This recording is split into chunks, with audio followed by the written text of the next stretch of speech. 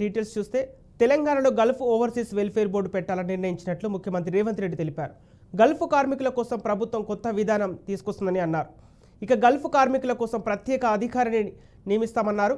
Gulf కార్మికుల కోసం బీమా వసతిని కల్పిస్తామన్నారు. ఇక రాష్ట్రంలో మొత్తం 15 లక్షల గల్ఫ్ కార్మికులు ఉన్నారన్నారు.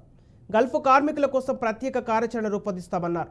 ఇక కార్మికులు చనిపోతే 5 లక్షలు ఇవ్వాలని నిర్ణయిస్తామన్నారు. ఇక పని ఇప్పించే సంస్థల పూర్వపరాలను తెలుసుకొని చర్యలు తీసుకుంటామన్నారు. గల్ఫ్ కార్మిక సంఘాలతో రేవంత్ రెడ్డి భేటీ అయ్యారు. పలు కీలక అంశాలపై చర్చించారు.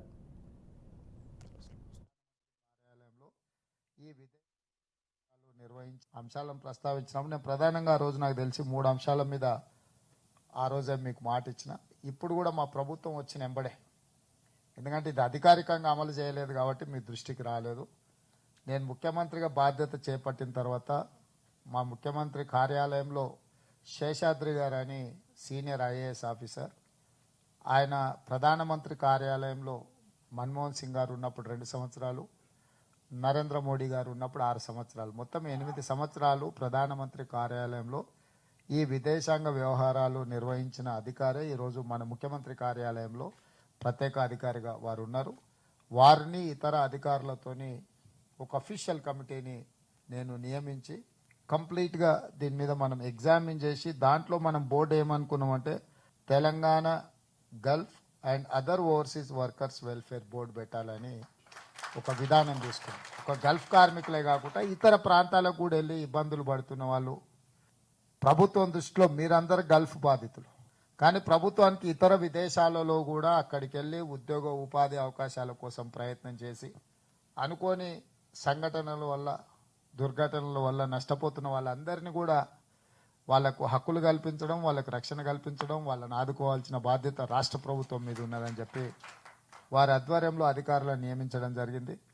దీనికోసం ప్రత్యేకంగా ఆఫీస్, ఇప్పుడు గతంలో ప్రగతి భవన్ అని ఆయన గారు చెప్పేవాళ్ళు, ఇప్పుడు మనం జ్యోతిరావు పూలే ప్రజాభవన్గా మార్చి అక్కడ ఒక ప్రత్యేక వ్యవస్థను ఏర్పాటు చేయడానికి ఒక సీనియర్ ఐఏఎస్ ఇతర అధికారులతో ఒక కంప్లీట్ 24/7 పనిచేసే ఒక వ్యవస్థను ఏర్పాటు చేయాలని మేము ఆల్రెడీ నిర్ణయం తీసుకున్నాం.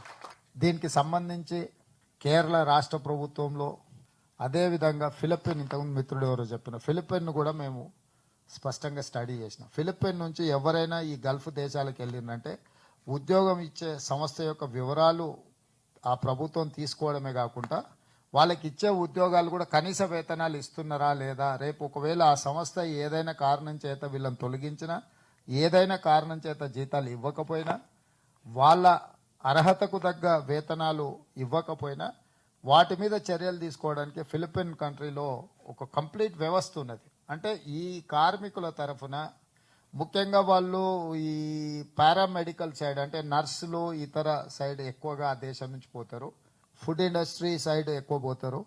సో వాళ్ళకి ఏమాత్రం సమస్య వచ్చినా ఆ ఇండివిజువల్స్ ఆ ఉద్యోగం ఇచ్చిన సంస్థతో కొట్లాడారు.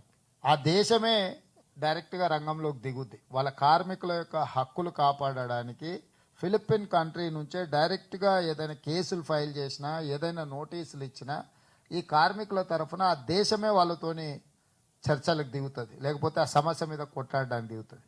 దాంతో ఏంటంటే కార్మికుడు మనోస్థైర్యం పెరగడమే కాకుండా అక్కడ ప్రభుత్వాలు, అక్కడ యాజమాన్యులు, ఒక దేశం యొక్క ప్రభుత్వమే దిగి ఈ వ్యవస్థతోని మాట్లాడినప్పుడు ఖచ్చితంగా అక్కడ సంస్థలు దిగొస్తాయి. ఆ విషయాలను కూడా మేము స్టడీ చేయడం జరిగింది. కేరళలో కూడా చాలా విషయాలలో వాళ్ళు, ఎందుకంటే కేరళ నుంచి మైగ్రేషన్ చాలా ఎక్కువనే కాబట్టి కేరళ స్టేట్ గవర్నమెంట్ కూడా ఈ విషయాలలో చాలా చర్యలు తీసుకున్నారు. దీనికి సంబంధించి ఆల్రెడీ ఒక పాలసీ డాక్యుమెంట్ ముఖ్యమంత్రి కార్యాలయం తయారు చేసింది.